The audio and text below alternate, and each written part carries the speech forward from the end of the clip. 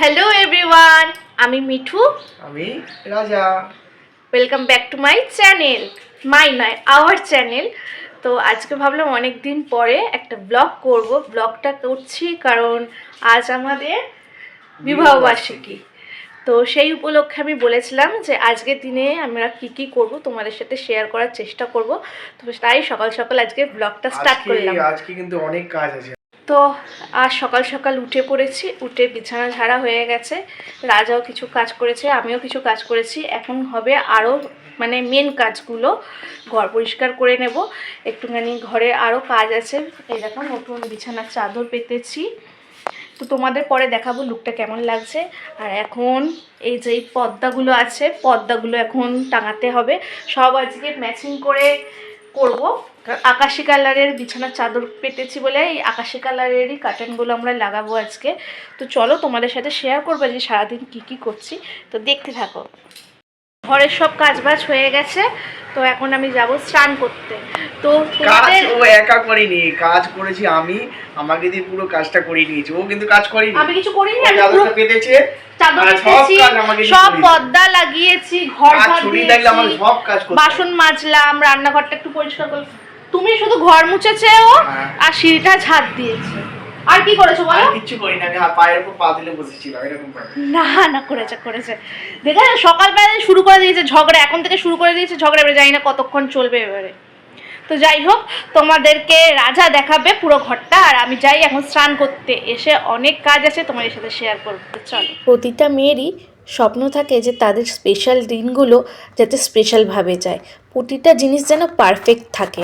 তাই অনেক ভেবে আজকে আমি থিম করেছিলাম আমার ঘরের জন্য ব্লু। সবসময় আমার খুব ভালো লাগে বেডশিটের সাথে জানলা আর দরজার কার্টেনগুলো একই কালারের যাতে থাকে। অনেকদিন আগে থেকেই আমি ভেবে রেখেছিলাম এই লুকটার কথা।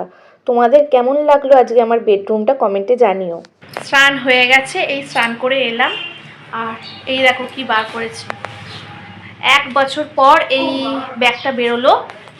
তো দেখো এবারে বার করছি আমার কোটটা থেকে আমার স্পেশাল কিছু জিনিস যেগুলো এতদিন বার করা হয়নি।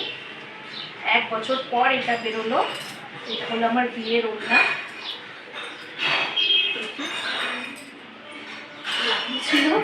চুন্নি, এটা চুন্নি কিভাবে লাগানো ছিল, তাই তো? এটা মাথার উপর থেকে লাগানো ছিল, এটা লাগানো ছিল না। এই যে আমার বরের বিয়ের পাঞ্জাবি নিয়েছে 1 বছর পর। 1 বছর পর পূর্ণতা পেল। হ্যাঁ, 1 বছর পর আগে, 1 বছর আগে পূর্ণতা পেয়ে গেছে। আচ্ছা, এটা হলো ধুতি আর জোরের কাপড় মনে হয় ছিল। আর একটা স্পেশাল জিনিস যেটা সব থেকে, সেটা হলো আমার বিয়ের শাড়ি আর ব্লাউজ। এই যে দেখো ব্লাউজ, জানি না এটা এখন কি হবে, আজকে পরবো বিয়ের শাড়ি ব্লাউজ, আর পরবে বিয়ের পাঞ্জাবি আর এই যে শাড়ি। তো চলো পরে আসছি। কি গো শাড়ি পরে বললে, কি করছো এখন?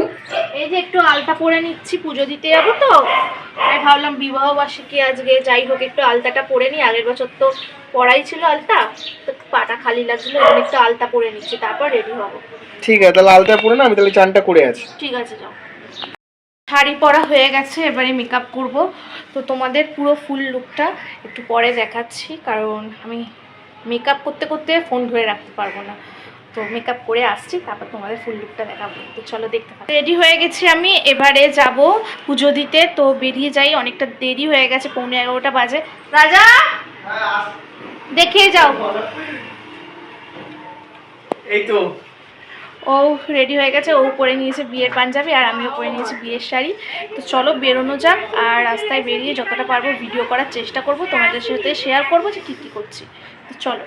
বিবাহবার্ষিকীর প্রথম বছর, আমরা প্রতিটা কাজই করি ভগবানের পুজো দিই। আমাদের সব থেকে বড় ভগবান, তাই ফার্স্টে গেছিলাম ভগবানের কাছেই আশীর্বাদ নিতে। তার আশীর্বাদ মাথায় থাকলে আমাদের সব সমস্যার সমাধান হয়ে যাবে, এটাই আমরা মনে করি। সকাল সকাল চলে গেছিলাম বাড়ির পাশেই আদ্যাপীঠ মন্দিরে। এর দর্শন দিয়েই আজকে আমাদের স্পেশাল দিনটা শুরু করেছিলাম। এর আগে মা আর আমি দুজন মিলে এসেছিলাম এই আদ্যাপীঠ মন্দিরে মাকে নেমন্তন্ন করতে। বিয়ের পরের দিনও গিয়েছিলাম মায়ের কাছেই, আর আজও এলাম মায়ের কাছেই। পুজো দেওয়া হয়ে গেছে, চলো এবার বাড়ি যাই। বাড়ি চলে এসেছি। তো একটু আগে টিফিন করলাম, বোঝোকেও একটুখানি দই দিলাম খাওয়ার জন্য। এবারে আমি একটুখানি ড্রেসগুলো ছাড়বো, ছেড়ে একটুখানি ফ্রেশ হব। ফ্রেশ হয়ে আরও কিছু কাজ আছে যেগুলো তোমাদের সাথে শেয়ার করবো। তো চলো এখন আমি ড্রেসটা ছেড়ে নিই, আসছি একটু পরে, দেখতে থাকো। জামা কাপড় ছাড়া হয়ে গেছে, এখন একটা কুর্তি পরে নিয়েছি। আর গপুকে গিয়ে একটুখানি আগেই খাবারটা দিয়ে এলাম, একটু পরে তুলবো আর যাব কুকুরদের খাবার দিতে। তো আজকে অনেক কাজ, তো সেইগুলো করার পরে আমাকে আবার রান্না করতে হবে।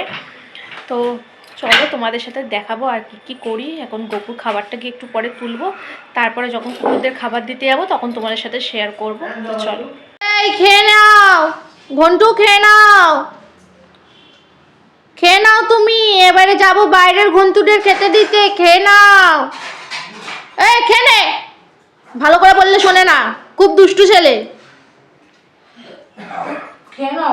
চলে এসেছি রান্নাঘরে।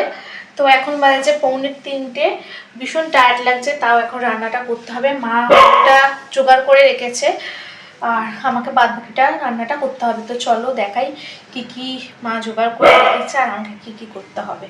দেখো ক্যাপসিকাম কেটে রেখেছে, এখানে পেঁয়াজ রসুন আদা কেটে রেখে দিয়েছে। এবারে আমাকে বাদ বাকি সব কাটতে হবে। এখানে পনিরটা আছে, এবারে চলো কেটে নিই। জানো তো আমার না পনির খাওয়ার থেকে পনিরটা কাটতে খুব ভালো লাগে, সফট সাদা সাদা, খুব কিউট লাগে দেখতে। আজকে কথা ছিল মায়েরই পনিরটা করার, কিন্তু আমার এত ভালো লাগে পনির কাটতে বা রান্না করতে, তাই আমি বললাম যে না ছেড়ে দাও, আমিই করব। এই দেখো তোমাদের সাথে গল্প করতে করতে আমার পনিরটাও কাটা হয়ে গেল। পনিরগুলো কাটা হয়ে গেছে, এবারে তুলে রেখে দেবো এই বাটির মধ্যে। আমি একটা আমার বন্ধুর কাছ থেকে কেক অর্ডার দিয়েছিলাম, তো একটু পরেই চলে আসবে কেকটা নিয়ে। তো তোমাদের সাথে যখন কেকটা ওপেন করব তোমাদের সাথে শেয়ার করব কেকটা কেমন দেখতে হয়েছে। ও আমাকে ফটো পাঠিয়েছে, খুব সুন্দর দেখতে হয়েছে। তো তোমাদের সাথেও শেয়ার করব কেকটা কেমন দেখতে হয়েছে, তোমরা জানিও কমেন্ট করে। তো চলো আগে আমি পনিরগুলো তুলে নিই ভালো করে, নালে না পনিরগুলো দেখছি নরম হয়ে আছে। কালকে রাত্রে এনে রেখেছিলাম তো হয়তো ওই কারণেই। লঙ্কাগুলো কেটে রেখে দিই, মিক্সিতেই করতে দেবো, তাও কেটে রাখলে একটুখানি মিক্সিটা হতে সুবিধা হবে।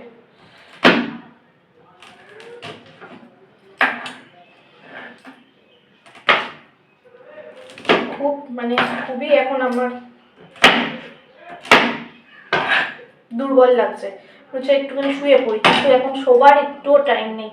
এখন মনে হয় যে কখন আমার প্রোগ্রামটা করতে হবে, তারপরে একটু রেস্ট নিতে পারবো।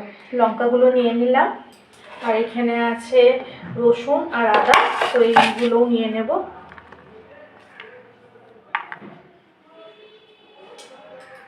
এখানে নিয়ে নিয়েছি আদা রসুন আর লঙ্কা, এই তিনটে পেস্ট করে নিই। চলো তাড়াতাড়ি পেস্ট করে নিই, তারপর রান্নাও আছে।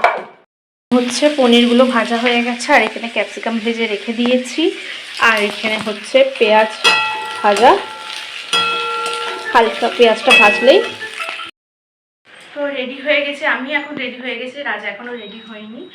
তো দেখো আমি এই শাড়িটা পরেছি, তো একটুখানি তুমি ব্যাক ক্যামেরা করে দেখো আমাকে কেমন। সকাল থেকে এত টায়ার্ড থাকায় আর মেকআপ করিনি, সকালেই যে মেকআপটা করেছিলাম ওইটাই আছে, একটুখানি শুধু টাচ আপ করে নিয়েছি। তোমরা কমেন্টে জানাও কেমন লাগছে।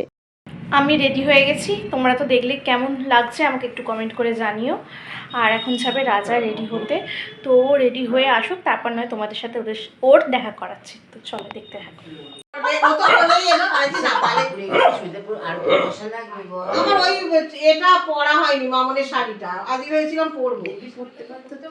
ভেবেছিলাম কোনো প্রোগ্রাম করব না, বাড়িতেই 4 জন মিলে ছোটভাবে একটুখানি সেলিব্রেট করে নিতাম, কিন্তু মা কি সেটা শুনবে? বিয়ের প্রথম বছর বলে কথা, তাই বললো যে না সবাইকে নেমন্তন্ন করব, সবাই মিলে আনন্দ করব সেদিন। বাড়িতে কি একা একা ভালো লাগে? আর এই দেখো রাজা কত সুন্দরভাবে সাজিয়েছে, ডেকোরেশনটা খুব সুন্দর হয়েছিল। আর এই দেখো এইটা হলো আমাদের কেক।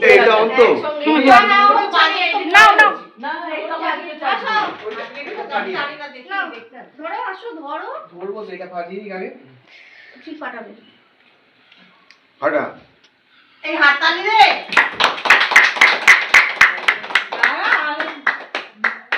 এই ওটা স্টিকারটা বুঝতে পারছি না বলি চার দিন ভুলে গেছি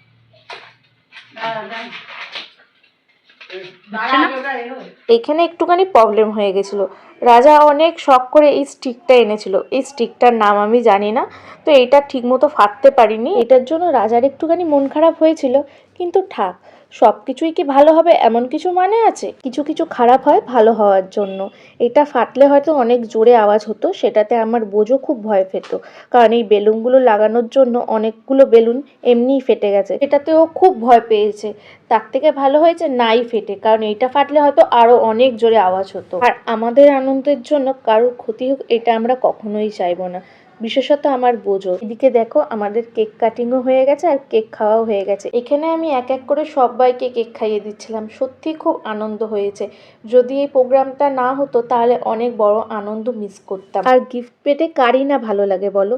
সবাই কত ভালোবেসে আমাদের জন্য গিফট এনেছে, গিফট ছোট হোক বা বড়, ওরা যে মন থেকে আমাদের জন্য এনেছে এইটাই আমাদের জন্য অনেক ছিল। ওরা এসেছিল এইটাও আমাদের জন্য অনেক ছিল। আমরা সত্যিই খুব আনন্দিত হয়েছি যে সবাই আমাদের একবার বলাতেই এসেছে। সত্যি আমরা খুব লাকি যে এত সুন্দর সুন্দর কাছের মানুষ পাওয়ার জন্য।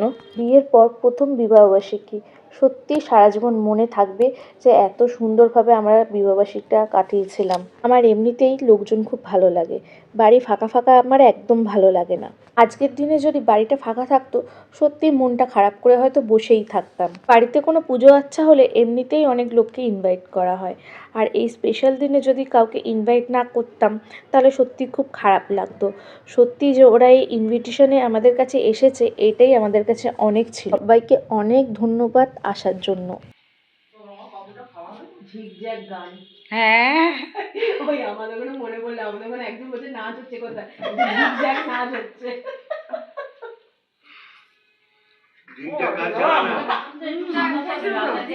আমার গানে লাগা তোদের গানে লাগা এর খুব স্বভাব খারাপ।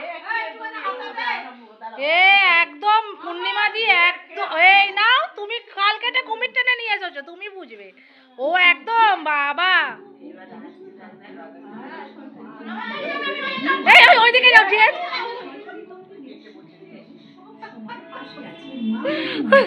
দেখি দেখি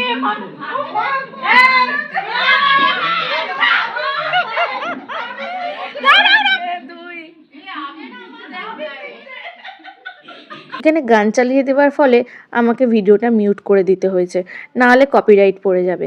এখানে দেখো সবাই কি সুন্দর আনন্দ করছে, গান চলছিল বলে সবাই নাচানাচিও করছে।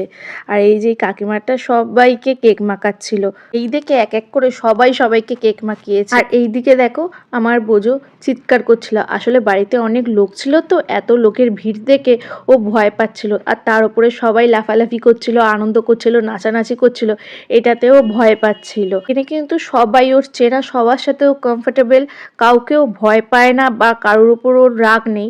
তাও ও খাটে একা একা বসে বসে একটুখানি চিৎকার করছিল। তারপর কিছুক্ষণ পর যখন ও দেখলো যে সবাই নাচানাচিটা বন্ধ হয়ে গেছে, ও নিজে নিজেই খাট থেকে নেমে এসে সবার কাছে বসেছিল, আদর খাচ্ছিল।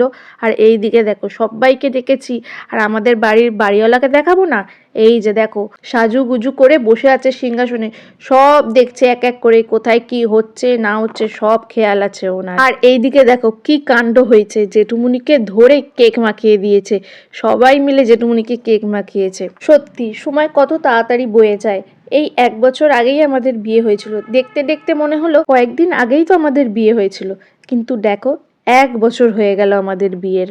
সময় কত তাড়াতাড়ি বয়ে যায়, তাই কারোর উপর রাগ না করে সবাই একসাথে থাকাই ভালো। অবশ্যই কিছু মানুষকে লাইফ থেকে মুছে ফেলতে হয়, তো তারা ছাড়াও অনেক মানুষ আছে যাদের নিয়ে আনন্দে থাকা যায়। এদিকে দেখো অনেকটা রাত হয়ে গেছিল, এক এক করে শুরু করা হয়ে গেছিল খাবার দেওয়া। মাসিমণিদের বসিয়ে দেওয়া হয়েছিল ফার্স্ট ব্যাচে। আর তোমাদের তো মেনুটাই বলা হয়নি, চলো তোমাদের এক এক করে মেনুটা বলি। স্টার্টারে ছিল কফি, ডিমের ডেভিল আর স্যালাড। তারপরে মেন কোর্সে ছিল কচুরি, আলুর দম, ফ্রাইড রাইস, চিলি চিকেন, চাটনি, পাঁপড়, রসগোল্লা, মিষ্টি। তো দেখো সবাই আস্তে আস্তে খাওয়া হয়ে গেছিলো। আর এইখানে আমাদের এক একটা করে ফটো যেগুলো তোলা হয়েছিল সেইগুলো আমি লাস্টে দিয়ে দিলাম। তোমরা কমেন্ট করে জানাও যে তোমাদের এই ভিডিওটা কেমন লাগলো। আর যারা যারা এসেছিলো তাদের সবাইকে অনেক অনেক ধন্যবাদ।